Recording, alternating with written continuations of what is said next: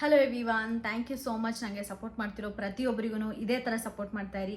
ನನ್ನ ಚಾನಲ್ನ ಇನ್ನೂ ಯಾರಾದರೂ ಸಬ್ಸ್ಕ್ರೈಬ್ ಮಾಡದೆ ನೋಡ್ತಾ ಇದ್ದರೆ ಪ್ಲೀಸ್ ಸಬ್ಸ್ಕ್ರೈಬ್ ಮಾಡಿಕೊಂಡು ನನಗೆ ಸಪೋರ್ಟ್ ಮಾಡಿ ಅಂತ ಹೇಳ್ತಾ, finally big boss season 11 Kannada ಸ್ಟಾರ್ಟೇ ಆಗಿಬಿಡ್ತು. ಒಬ್ಬೊಬ್ಬರೇ ಕಂಟೆಸ್ಟೆಂಟ್ ಮನೆಯೊಳಗಡೆ ಹೋಗ್ತಾ ಇದ್ದಾರೆ.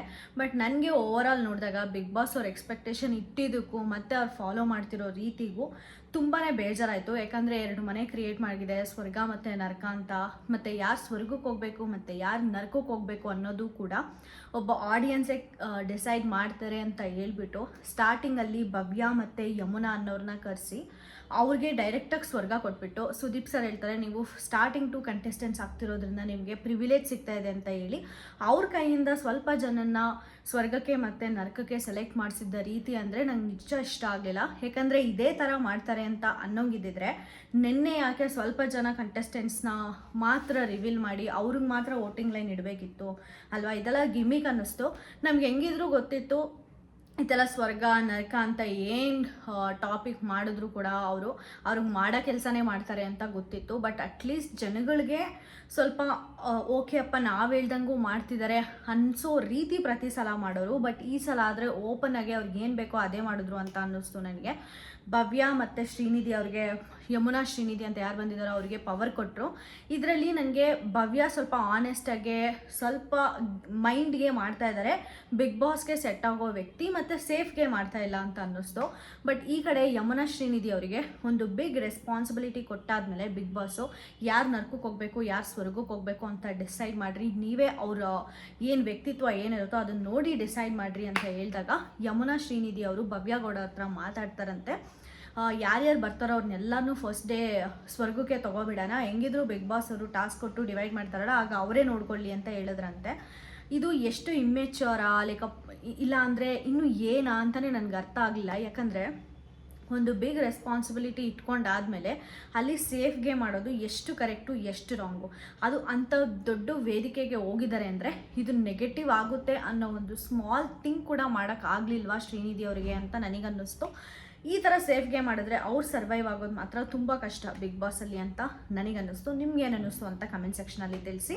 ಮತ್ತು ನೆಕ್ಸ್ಟ್ ಬರೋ ವ್ಯಕ್ತಿ ಬಂದುಬಿಟ್ಟು ಧನ್ರಾಜ್ ಆಚಾರ್ಯ ಅಂತ. ನನಗೆ ಈ ಸೀಸನಲ್ಲಿ ಇವ್ರು ಏನಾದರೂ ಸ್ವಲ್ಪ ಚೆನ್ನಾಗಿ ಆಡಿದರು ಅಂದರೆ ನನ್ನ ಕಂಪ್ಲೀಟ್ ಸಪೋರ್ಟ್ ಇವರಿಗೆ ಇರುತ್ತೆ. ಯಾಕಂದರೆ ಅವರು ಮಾತಾಡೋ ಕಾಮಿಡಿ ಸೆನ್ಸ್ ಆಗಲಿ, ಮತ್ತು ಮಂಗಳೂರವರು ತುಂಬ ಸಾಫ್ಟಾಗೆ ಯಾರಿಗೂ ಹರ್ಟ್ ಮಾಡ್ದಂಗೆ ಅವ್ರ ಫ್ಯಾಮಿಲಿ ತೋರಿಸಿದ್ದು. 1 ಮಂತ್ ಪಾಪು ಇದೆ ಅವರಿಗೆ, ಆ ಪಾಪುನ ಬಿಟ್ಬಿಟ್ಟು ಬಿಗ್ ಬಾಸ್ಗೆ ಬರ್ತಾ ಇದ್ದಾರೆ. ಅವ್ರ ಹೆಂಡ್ತಿನೂ ಅಷ್ಟೇ ಫುಲ್ ಅಳ್ತಾ ಇದ್ರು ಬಿಗ್ ಬಾಸ್ ಮಾತಾಡ್ತಿರ್ಬೇಕಾದ್ರೆ. ತುಂಬ ಎಮೋಷ್ನಲ್ ಅನ್ನಿಸ್ತು ಮತ್ತು ತುಂಬ ಒಳ್ಳೆ ವ್ಯಕ್ತಿ ಏನೋ ಅಂತ ಅನ್ನಿಸ್ತು ನನಗೆ. ಮತ್ತು ಹೇಳ್ಬೇಕಂದ್ರೆ ಬಿಗ್ ಬಾಸು ಈ ಥರ ಕಂಟೆಸ್ಟೆಂಟ್ಸ್ಗೆ ತುಂಬ ಅವಶ್ಯಕತೆ ಅಂತ ಹೇಳಬೇಕು. ಯಾಕಂದರೆ ಇವಾಗ ಆಲ್ರೆಡಿ ಫೇಮಸ್, ಇದು ಆಲ್ರೆಡಿ ಬರ್ತಿರೋರ ಬಗ್ಗೆನೇ ಹೆಸರು ತೊಗೋತೀನಿ. ಇವಾಗ ಗೋಲ್ಡ್ ಸುರೇಶ್ ಅಂತ ಯಾರು ಬರ್ತಾ ಇದ್ದಾರೋ ಅವರಿಗೆ ಆ್ಯಕ್ಚುಲಿ ಬಿಗ್ ಬಾಸ್ ಅವಶ್ಯಕತೆ ಇಲ್ಲ ಅಂತ ನನಗನ್ಸುತ್ತೆ. ಯಾಕಂದರೆ ಅವರಿಗೆ ಬೇಕಾದಷ್ಟು ದುಡ್ಡು ಅವ್ರ ಹತ್ರ ಇದೆ, ಆರೋಗ್ಯ ಇದೆ, ಮತ್ತು ಸೆಕ್ಯೂರಿಟಿ ಗಾರ್ಡು, ನೇಮ್ ಫೇಮ್ ಬೇಕಾಗಿಲ್ಲ. ಯಾಕಂದರೆ most of the members name fame ಯಾಕೆ ಬರ್ತಾರೆ ಅಂದರೆ ಅದರಲ್ಲಿ ಅವರು ಹೊಟ್ಟೆಪಾಡು ತುಂಬಿಸ್ಕೋಬೇಕು ಅಂತ, ಇಲ್ಲಾಂದರೆ ಅವ್ರಿಗೊಂದು ಪ್ಯಾಷನ್ ಇರುತ್ತೆ, ಹೀರೋ ಆಗಬೇಕು ಹೀರೋಯಿನ್ ಆಗಬೇಕು ಅಂತ. ಇಷ್ಟು ರೀಸನ್ ಇಟ್ಕೊಂಡಿರೋರು ಈ ಥರ ನೇಮ್ ಫೇಮ್ ಬೇಕು ಅಂತ ಬರ್ತಾರೆ, ಇಲ್ಲಾಂದರೆ ಮೇಜರ್ ಕಾರಣ ದುಡ್ಡು, ಇದಕ್ಕೆ ಬರ್ತಾರೆ. ಬಟ್ ಎಲ್ಲ ಇರೋ ಗೋಲ್ಡ್ ಸುರೇಶು ಬಿಗ್ ಬಾಸ್ಗೆ ಬೇಕಾಗಿರ್ಲಿಲ್ವೇನೋ. ಮೋಸ್ಟ್ಲಿ ಅವಶ್ಯಕತೆ ಇರೋ ಇನ್ನೊಬ್ಬ ಕ್ಯಾಂಡಿಡೇಟ್ಗೆ ಇನ್ನೊಂದು ಚಾನ್ಸ್ ಕೊಟ್ಟಿದ್ದಿದ್ರೆ ಅಟ್ಲೀಸ್ಟ್ ಅವ್ರ ಲೈಫ್ ಚೇಂಜ್ ಆಗಿರೋದೇನು ಅಂತ ನನಗನ್ಸುತ್ತೆ. ಇವರು ಧನ್ರಾಜ್ ಅವರು ಯಾರಿದಾರೋ ಅವ್ರು ಮಾತಾಡಿದ ರೀತಿ ಆಗಲಿ, ಮತ್ತು ಅವರು ಬಿಗ್ ಬಾಸ್ ಮೇಲೆ ಕೂಡ ಟ್ರೋಲ್ಸ್ ಮಾಡಿದ್ರಂತೆ. ಆ ಟ್ರೋಲ್ಸ್ನ ಕೂಡ ಸುದೀಪ್ ಸರು ಹಾಕ್ಬಿಟ್ಟು ಈ ಥರ ಹಿಂಗೆ ಮಾಡ್ಬೋದಾ, ಈ ಸ್ಟೇಜ್ ಮೇಲೆ ನಿಮಗೆ ಅಭಿಮಾನ ಇಲ್ವಾ ಅಂತ ಒಂದು ಕಾಮಿಡಿ ಮಾಡ್ತಾರೆ. ಅದನ್ನು ಅವ್ರು ತೊಗೊಂಡಿದ್ದ ರೀತಿ ನನಗೆ ಬೇಸಿಕಲಿ ತುಂಬ ಕನೆಕ್ಟ್ ಆದರು ಅಂತಲೇ ಹೇಳ್ಬೋದು. ಧನ್ರಾಜ್ ಅವರು ನಿಜ ಗೇಮ್ ಮಾಡಿದ್ರೆ ಮಾತ್ರ ನಾನು ಪಕ್ಕಾ ಸಪೋರ್ಟ್ ಮಾಡ್ತೀನಿ ಅವರಿಗೆ. ಅಂದರೆ ಬೇರೆಯವ್ರಿಗೆ ಅನ್ಸಪೋರ್ಟ್ ಮಾಡಿಕೊಂಡು ಮಾತಾಡ್ತೀನಿ ಅಂತ ಅಲ್ಲ, ಬಟ್ ಈ ಮನುಷ್ಯ ತುಂಬ ಚೆನ್ನಾಗಿ ಆಡ್ತಾರೆ, ತುಂಬ ಜೆನ್ಯೂನ್ ಆಗಿರ್ತಾರೆ ಅಂತ ಅನಿಸುತ್ತೆ, ಅಂತ ಜನ ಇರ್ತಾರೆ ಅಂತ ನನಗೆ ಅನಿಸುತ್ತೆ. ನೋಡೋಣ ಏನು ಮಾಡ್ತಾರೆ ಅಂತ. ಇದಾದಮೇಲೆ ಗೌತಮಿ ಅವ್ರು ಬರ್ತಾರೆ. ನಿಮ್ಗೆಲ್ಲರಿಗೂ ಗೊತ್ತಿರುತ್ತೆ ಆ್ಯಕ್ಚುಲಿ ಗೌತಮಿ ಅವರ ಹೆಸರನ್ನ ನಿನ್ನೆನೇ ಹೇಳಿರ್ತಾರೆ ನಮಗೆ. ಈ ಥರ ಗೌತಮಿ ಅವ್ರನ್ನ ಬರ್ತಾರೆ, ಅವರು ಸ್ವರ್ಗಕ್ಕೆ ಹೋಗ್ಬೇಕಾ ನರಕಕ್ಕೆ ಹೋಗ್ಬೇಕಾ ಅಂತ ನೀವೇ ವೋಟ್ ಮಾಡಿ ತಿಳಿಸಿ ಅಂತ ಆಡಿಯನ್ಸ್ ಪೋಲ್ ತೊಗೊಂಡು ಸ್ವರ್ಗಕ್ಕೆ ಹೋಗ್ಬೇಕಾ ನರಕಕ್ಕೆ ಹೋಗ್ಬೇಕಾ ಅಂತ ಡಿಸೈಡ್ ಮಾಡ್ತಾರೆ. ನಮಗೆ ಸ್ವಲ್ಪ ಜನ ಹೆಸರನ್ನ ಕೊಟ್ಟಿದ್ದೆ ಬಿಗ್ ಬಾಸ್ ಅವರು, ನನಗೆ ಇಷ್ಟ ಆಗಲಿಲ್ಲ. ಎಲ್ಲ ಬರೋ ಕಂಟೆಸ್ಟೆಂಟ್ಸ್ ಯಾರು ಇರ್ತಾರೋ ಅವ್ರಿಗೆಲ್ಲದೂ ವೋಟಿಂಗ್ ಲೈನ್ಸ್ ಓಪನ್ ಮಾಡಿಬಿಟ್ಟು ಅವ್ರು ಸ್ವರ್ಗಕ್ಕೆ ಹೋಗ್ತಾರೆ ನರಕಕ್ಕೆ ಹೋಗ್ತಾರೆ ಅಂತ ಕನ್ಸಿಡರ್ ಮಾಡಿ ಅಟ್ಲೀಸ್ಟ್ ನಮ್ಮನ್ನು ಆ ಥರ ನಂಬಿಸಿ ಸ್ವರ್ಗ ಮತ್ತು ನರಕಕ್ಕೆ ಕಳಿಸ್ಬೇಕಾಗಿತ್ತು ಅನ್ನೋದು ನನ್ನ ಒಪಿನಿಯನ್ನು. ಆದರೆ ಗೌತಮಿ ಅವರು ಆಡಿಯನ್ಸ್ ಆಬ್ವಿಯಸ್ಲಿ ಸತ್ಯಾನ ಸೀರಿಯಲಲ್ಲಿ ಅವರು ಎಷ್ಟು ಫೇಮಸ್ ಆಗಿದ್ರು ಗೌತಮಿ ಅವ್ರನ್ನವರು ಅನ್ನೋದು ನಮ್ಮೆಲ್ಲರಿಗೂ ಗೊತ್ತೇ ಇದೆ. ಸೊ ಆಬ್ವಿಯಸ್ಲಿ ತುಂಬ ಚೆನ್ನಾಗೇ ಔಟಿಂಗ್ ಬಂದಿತ್ತು. ಅವರು ಈಗ ಸ್ವರ್ಗಕ್ಕೆ ಹೋಗಿದ್ದಾರೆ. ಅದಾದಮೇಲೆ ಐಶ್ವರ್ಯ ರೈ ಮತ್ತು ಧರ್ಮ ಅನ್ನೋ ಇಬ್ಬರು ಬರ್ತಾರೆ.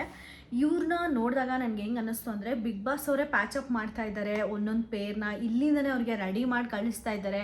ಓಕೆ, ನೀವು ಈ ಥರ ಚೆನ್ನಾಗಿರಬೇಕು, ಈ ಥರ ಪೇರಿಂಗ್ ತೋರಿಸ್ಬೇಕು, ಈ ಥರ ಲವ್ ಕಂಟೆಂಟ್ ಕೊಡಬೇಕು, ನಮಗೆ ಚೆನ್ನಾಗೆ ಮಸಾಲ ಹಾಕಿ ಸ್ಪೈಸಿ ಮಾಡಬೇಕು ಅಂತ ಇಲ್ಲಿಂದನೇ ಇಂಡಿಕೇಟ್ ಕೊಡ್ತಾ ಇದ್ದಾರೆ ಅಂತ ಅನ್ನಿಸ್ತು. ಧರ್ಮ ಮತ್ತು ನಮ್ಮ ಅನುಷಾ ರೈ ಅವ್ರ ಜೊತೆ ಮಾತಾಡಿದಾಗ ಸುದೀಪ್ ಸರ್ ಅಂತೂ ಎಷ್ಟು ಕಾಲು ಎಳಿತಾ ಇದ್ರಂತೆ ಅಷ್ಟು ಕಾಲು ಎಳಿತಾ ಇದ್ರು. ಅವ್ರ ಪೇರೆಂಟ್ಸ್ ಮುಂದೆನೇ ಕಾಲು ಎಳಿತಾ ಇದ್ರು. ಸೊ ನೋಡಬೇಕು ಇವರು ಐಶ್ವರ್ಯ ಮತ್ತು ಧರ್ಮ ಅವರು ಎಷ್ಟು ಚೆನ್ನಾಗಿರ್ತಾರೆ. ಇವ್ರು ಮಸಾಲಾನ ವರ್ಕೌಟ್ ಮಾಡ್ತಾರಾ, ಇಲ್ಲಾಂದರೆ ಗೇಮ್ ಬಗ್ಗೆ ಕಾನ್ಸಂಟ್ರೇಟ್ ಮಾಡ್ತಾರಾ, ಇಲ್ಲಾಂದರೆ ಇದೇ ಗೇಮ್ ಥರ ಆಡ್ತಾರಾ ಅಂತ. ಇಷ್ಟು ಈಗ ಕಂಟೆಸ್ಟೆಂಟ್ಸ್ ಹೋಗಿರೋದು. ಇನ್ನು ಮಿಕ್ಕಿದ ಕಂಟೆಸ್ಟೆಂಟ್ಸು ಕೂಡ ಯಾರ್ಯಾರು ಬರ್ತಾರೆ ಅಂತ ನಾನು ಬೇರೆ ವಿಡಿಯೋ ಮಾಡಿ ಅಪ್ಲೋಡ್ ಮಾಡ್ತಾ ಇರ್ತೀನಿ. ನಿಮಗೆ ನನ್ನ ಕಂಟೆಂಟ್ ಇಷ್ಟ ಆದರೆ ಪ್ಲೀಸ್ ಸಬ್ಸ್ಕ್ರೈಬ್ ಮಾಡ್ಕೊಳ್ಳಿ ಮತ್ತು ನನಗೆ ಸಪೋರ್ಟ್ ಮಾಡಿ. ಆದಷ್ಟು ನೋಟಿಫಿಕೇಷನ್ ಐಕನ್ನ ಕ್ಲಿಕ್ ಮಾಡ್ಕೊಳ್ಳಿ. ನಾನು ವೀಡಿಯೋ ಮಾಡಿದ ತಕ್ಷಣ ನಿಮಗೆ ಇಮಿಡಿಯೇಟ್ಲಿ ನೋಟಿಫಿಕೇಷನ್ ಬರುತ್ತೆ. ನನ್ನ ವೀಡಿಯೋನ ಕಂಪ್ಲೀಟಾಗಿ ನೋಡ್ಬೋದು ಅಂತ ಹೇಳ್ತಾ ನಾನು ಈ ವಿಡಿಯೋನ ಮುಗಿಸ್ತಾ ಇದ್ದೀನಿ. Thank you so much.